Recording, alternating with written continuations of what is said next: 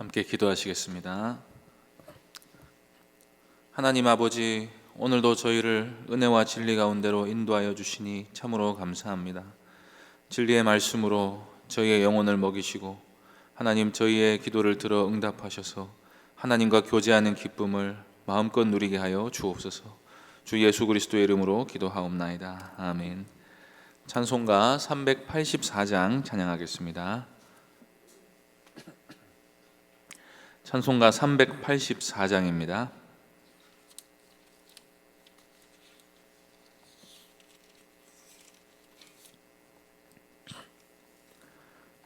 찬송가 384장 함께 찬송하겠습니다.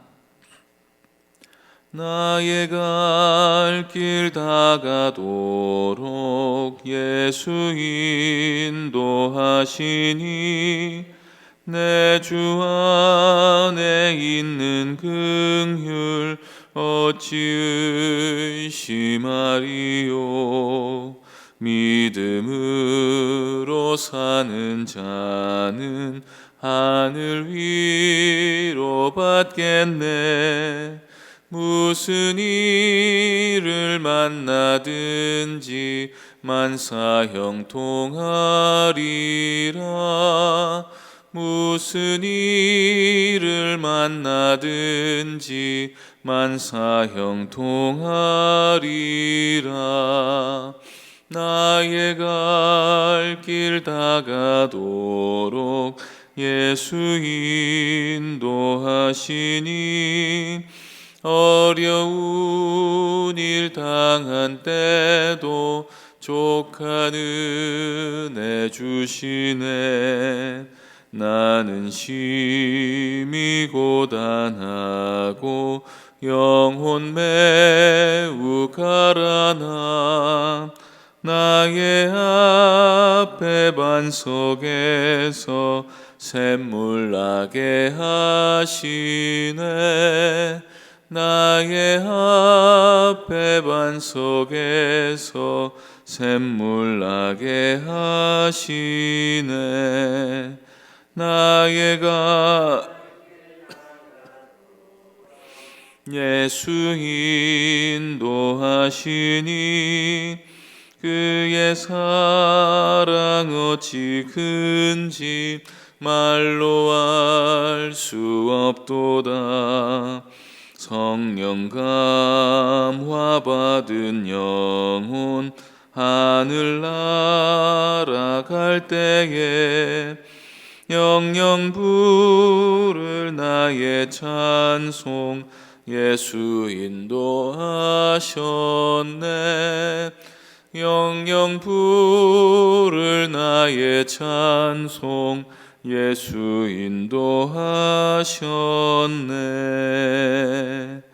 아멘. 하나님 말씀은 나훔서 1장 1절부터 8절까지 말씀입니다. 나훔서 1장 1절부터 8절까지입니다.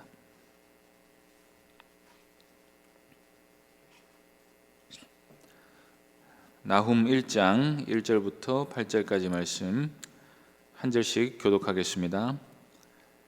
니느웨에 대한 경고 곧 엘고스 사람 나훔의 묵시의 글이라.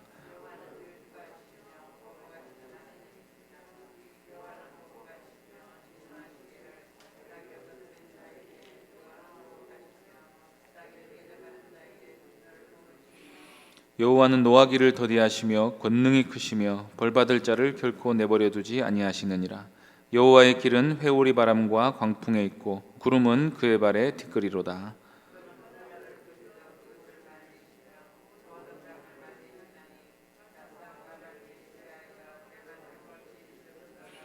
그로 말미암아 산들이 진동하며 작은 산들이 녹고 그 앞에서는 땅 곧 세계와 그 가운데 있는 모든 것들이 솟아오르는도다.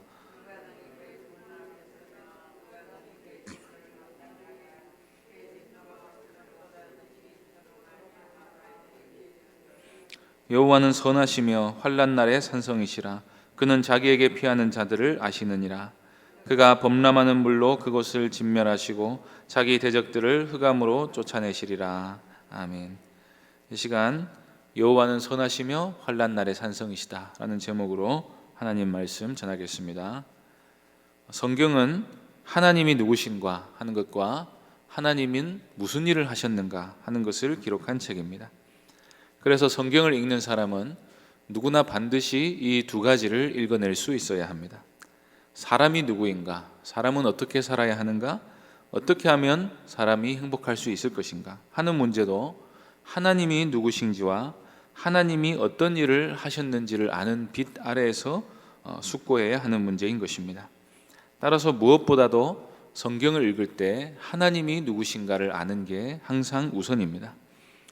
우리가 하나님이 누구신지를 알려고 할 때 가장 중요한 자세는 성경이 선포한 그대로 우리가 믿는 것입니다.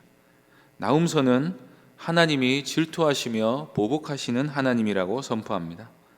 그와 동시에 본문 7절에 보시면 하나님은 선하신 분이시며 환난 날의 산성이 되시기에 자기 백성들의 피난처가 되시는 분이라고 고백합니다. 진노하시는 하나님과 선하신 피난처 하나님은 같은 분이십니다. 그러면 우리는 하나님이 어떤 의미에서 진노하시고 그러면서 동시에 어떻게 진노하시는 하나님이 선하신 하나님이실 수 있는지를 함께 생각해 보아야 하는 것입니다. 그러려면 나훔서가 어떤 배경을 가지고 쓰여진 책인지를 먼저 이해해야 합니다. 나훔은 그가 엘고스 사람이라는 것 외에는 인적사항에 대해 알 수 있는 게 별로 없지만 나훔의 이름이 이 책의 주제가 된다는 사실을 알 수가 있습니다. 나훔은 하나님이 위로하신다 하는 뜻입니다. 나훔서는 아수르의 수도 니느웨가 멸망한다 하는 예언을 담고 있는 책인데 하나님이 아수르를 멸망시킴으로써 자기 백성을 위로하신다 하는 의미가 있다고 할 수 있습니다. 마치 우리나라가 누렸던 광복의 기쁨처럼 아수르가 멸망한다 하는 소식이 유다 백성에게는 큰 기쁨과 위로의 소식이 되는 것입니다. 여기서 우리는 하나님이 어떤 성품을 갖고 계신 분인지를 알 수가 있습니다. 하나님은 자기 백성을 끔찍히 아끼시는 분이십니다. 하나님은 남편이 아내를 위하여 질투하듯이 자기 백성을 사랑하시는 분이십니다. 그래서 누구라도 하나님의 백성을 부당하게 괴롭히는 자들이 있다면 마치 하나님의 눈동자를 범한 것처럼 여기셔서 자기 백성을 위하여 질투하심으로 원수들을 향해 보복하시는 하나님이신 것입니다.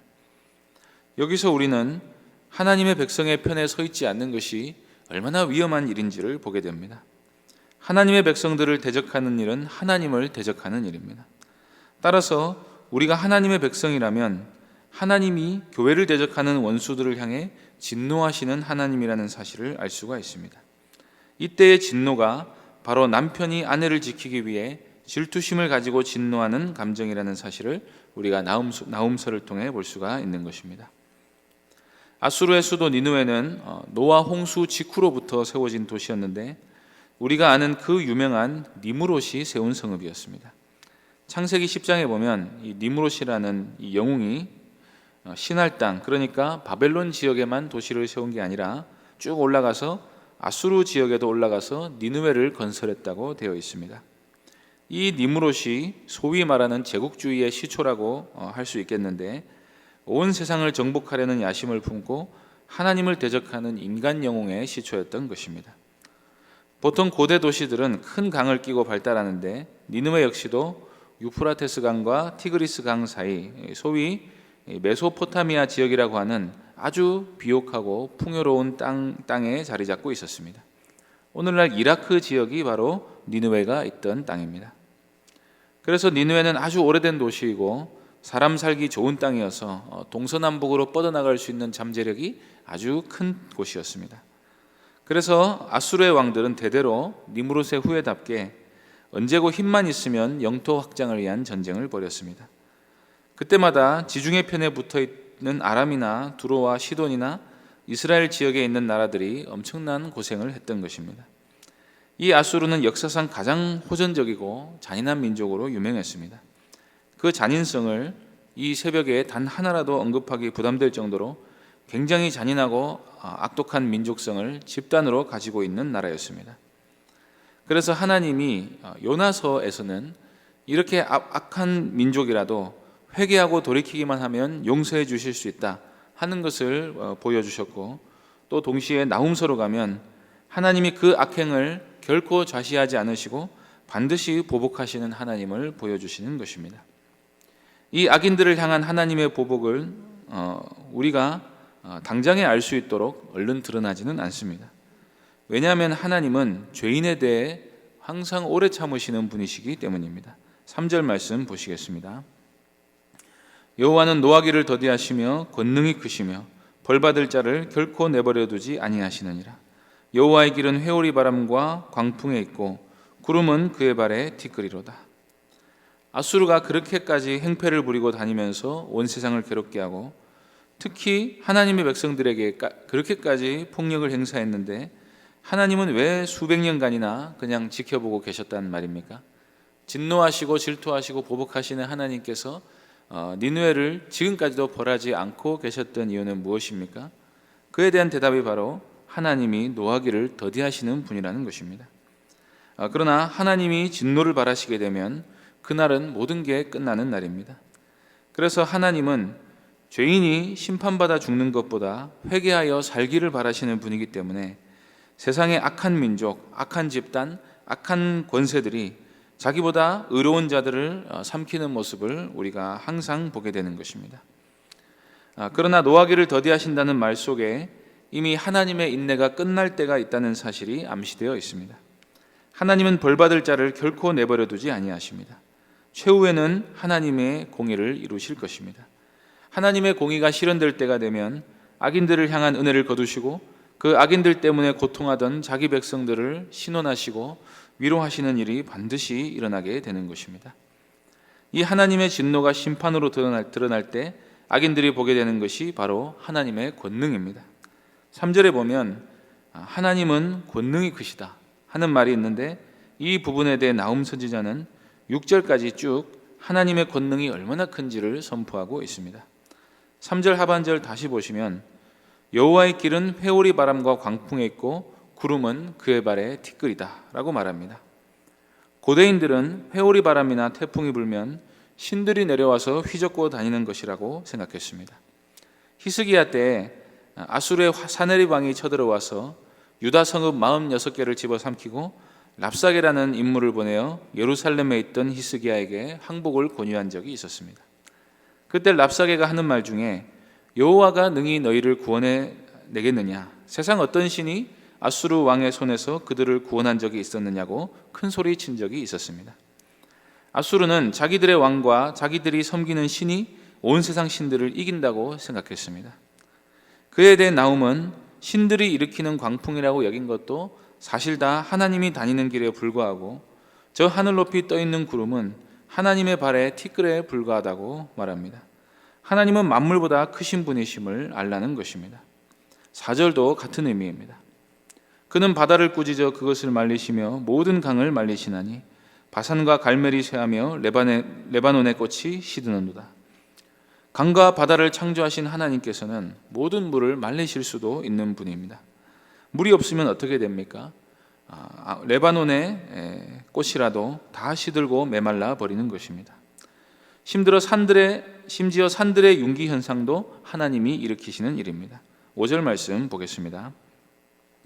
그로 말미암아 산들이 진동하며 작은 산들이 녹고 그 앞에서는 땅 곧 세계와 그 가운데 있는 모든 것들이 솟아오르는도다. 하나님 앞에서는 산들도 녹아버립니다. 또 하나님이 명하시면 온 세계가 높이 솟아오를 수도 있습니다. 에베레스트 산도 하나님이 만드신 산입니다. 이처럼 나훔이 하나님의 크신 능력과 권능을 선포하는 이유는 패권을 행사하는 아수르와 같은 악인들이 교만하기 때문입니다. 사람이 조금 교만하고 능력 있으면 마치 자신이 하나님이나 된 것처럼 생각할 수 있습니다. 고대 왕들은 군대에게 명령 한마디만 하면 작은 산 하나 정도는 금세 만들어낼 수 있었습니다. 이쯤 되면 사람이 마치 자기가 신이 된 것처럼 여기고 돈과 권력으로 무엇이든지 못할 일이 없다고 생각하게 됩니다. 그런 교만한 마음을 가지고 온 세상을 집어삼키고 마음껏 잔혹한 살인을 저지르는 것이지요. 그렇기 때문에 나훔은 아무리 왕이고 황제고 권력이 있다 할지라도 진노하시는 하나님 앞에 설 수 있는 자가 누가 있는지를 생각해 보라고 합니다. 6절 말씀 보시겠습니다. 누가 능히 그의 분노 앞에 서며 누가 능히 그의 진노를 감당하랴. 그의 진노가 불처럼 쏟아지니 그로 말미암아 바위들이 깨지는도다. 사람이 자기 스스로를 아무리 신처럼 여긴다 할지라도 그저 사실상 노예 중에 하나와 다를 바 없는 한 인간일 뿐입니다. 왕의 진노가 아무리 무서워도 그것은 권력이라는 허상 위에 세워진 힘일 뿐이지 누구도 초능력으로 바위를 깨뜨릴 능력을 가진 사람이 없습니다. 하나님이 진노하시면 그 누구도 그 진노를 감당할 수가 없다는 말입니다. 그래서 만일 나훔서가 아수르인들에게 읽혀진다면 이것은 하나의 경고의 메시지가 될 것입니다. 지금은 그렇게 잔인하고 포악해도 그저 잘 나가는 것처럼, 아무도 자기들을 막을 수 없는 것처럼 생각할지 몰라도 하나님이 은혜를 거두시고 심판하시는 날에 아무도 설 자가 없을 텐데 이대로 살아도 괜찮을지를 묻고 있는 것입니다. 그러나 무엇보다도 성경은 믿지 않는 자들이 아니라 믿는 자들을 위해 기록된 책입니다. 하나님의 진노하심과 원수 갚으심은 결국 하나님의 백성들을 위로하시는 것으로 드러나게 됩니다. 7절 말씀 보시겠습니다. 여호와는 선하시며 환난 날의 산성이시라. 그는 자기에게 피하는 자들을 아시느니라. 하나님의 질투와 진노와 보복하심을 선포한 나홈이 이번에는 하나님의 선하심을 선포하고 있습니다. 하나님이 선하신 이유는 하나님께서 의인들의 피난처가 되시기 때문입니다. 악인을 벌하시고 의인을 돌보시는 것이 하나님의 사랑이자 공의입니다. 하나님은 누구의 피난처가 되십니까? 하나님은 누구의 산성이 되고 누구에게 선하신 분이 되십니까? 하나님께 피하는 자들에게 하나님은 그렇게 좋으신 하나님이 되시는 것입니다. 우리는 여기서 이제 누구의 편에 서야 할지를 생각하게 됩니다. 유대인으로 태어날다 할지라도 하나님을 믿지 않고 아수르처럼 우상 숭배하고 교만하고 자긍하고 율법을 거스르는 자를 하나님이 아수르를 도구 삼아 심판하셨습니다. 아수르가 당하게 될 운명과 같은 운명을 하나님을 대적하는 모든 자들에게 내리신 것입니다. 로마서 9장에서 바울이 말한 것처럼 이스라엘에게서 난 자가 다 참 이스라엘이 아니고 아브라함의 육신적 자손이 다 아브라함의 자손이 아니라 믿음으로 말미암아 난 참 약속의 자녀가 하나님께 피할 수 있는 참 하나님의 백성인 것입니다. 하나님은 이 모든 자기 백성을 아셔서 어느 시대 어느 상황에서라도 반드시 구원해내시며 원수들의 손에서 건져내셔서 참된 위로를 베푸시는 선하신 사랑의 하나님이십니다. 우리가 이 사실을 믿어야 합니다. 지금은 우리가 환난을 당하는 것처럼 보여도 하나님이 자기 백성을 반드시 지켜내시는 분이시고 우리를 위하여 질투하시고 보복하시는 하나님이심을 믿어야 하는 것입니다. 역사적으로 니느웨는 바벨론의 침공으로 인해 실제로 멸망하게 되는데 이때 니느웨가 두 단계에 걸쳐서 완전히 사라지게 되었다고 합니다. 그 모습을 8절에서 이렇게 예언하고 있습니다. 그가 범람하는 물로 그것을 진멸하시고 자기 대적들을 흑암으로 쫓아내시리라. 하나님이 범람하는 물로 니느웨를 진멸하십니다. 이때 범람하는 물이란 먼저 기원전 612년에 바벨론 군대가 물밀듯이 쳐들어와서 니느웨를 진멸한 것을 말하고 또 하나는 기원전 609년에 실제로 유프라테스 강물이 범람해서 니느웨를 땅속으로 완전히 묻어버렸다고 합니다. 하나님의 심판이 이루어지면 세상이 기억도 못할 정도로 그들을 이렇게 흑암 속으로 멀리 쫓아내 버리시는 것입니다. 오늘 우리는 이 하나님이 어떤 분이신지를 기억하고 심판을 피하고 최후의 위로받는 자리에 서기 위해서 하나님의 백성의 편에 서 있어야 한다는 사실을 배우게 됩니다. 이 은혜는 행위로 되는 것이 아니라 거룩한 자기 백성을 만들어내시기 위한 십자가 대속을 믿는 모든 자에게 주어지는 것입니다. 우리가 복음을 믿어 새 언약의 백성이 이미 되었다면, 그 구원의 확신이 우리에게 있다면 하나님이 반드시 우리를 눈동자같이 돌보시며 아끼시고 사랑하셔서 마침내 우리를 구원에 이르게 하실 것을 믿으시기 바랍니다. 하나님이 길이 참으시는 동안에게는 악인에게도 회개의 기회가 있겠지만 심판하시는 날이 되면 의인과 악인, 알곡과 가라지, 양과 염소가 분리될 것입니다. 그날에 우리가 피난처 되시는 분께 우리 자신을 의탁하도록 오늘도 믿음으로 하나님의 백성의 편에 서 있는 삶을 사는 모든 복된 성도님들 되시기를 간절히 바랍니다. 기도하겠습니다. 하나님 아버지, 환난 날의 산성이시오 우리의 피난처시고 보호자 되심을 우리가 믿습니다. 우리가 하나님의 사랑을 입는 하나님의 백성이 된 것은 우리의 행위로 된 것이 아니라 창세전부터 우리를 미리 하신 하나님께서 예수 그리스도를 믿는 믿음을 우리에게 주셔서 된 일인 줄로 믿습니다.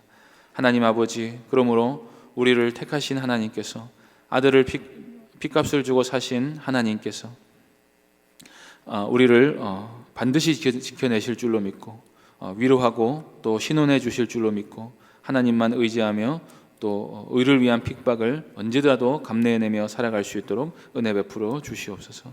감사드리며 주 예수 그리스도의 이름으로 기도하옵나이다. 아멘. 하늘에 계신 우리 아버지여, 이름이 거룩히 여김을 받으시오며 나라에 임하옵시며 뜻이 하늘에서 이룬 것 같이 땅에서도 이루어지이다. 오늘날 우리에게 일용할 양식을 주옵시고 우리가 우리에게 죄 지은 자를 사하여 준 것 같이 우리의 죄를 사하여 주옵시고 우리를 시험에 들게 하지 마옵시고 다만 악에서 구하옵소서.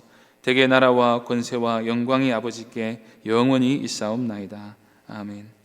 이 시간 말씀을 기억하며 기도하시고 교회당 건축을 위해 기도하실 때 추운 날씨 속에서도 본당층 건축 과정이 순조롭게 진행되도록 위해서 기도해 주시고 교회 사역을 위해서 기도해 주시기 바랍니다. 오늘 금요기도회 위해 기도해 주시고 내일 새가족 환영회가 있습니다. 위해서 기도해 주시고 또 성탄 축하 공연 준비를 위해서 또 내년 또 초에 신약 성경 통독 수련회를 위해 기도해 주시고 또 여러 병중에 있는 성도들 위해 기도해 주시고 개인적으로 기도하시기 바랍니다.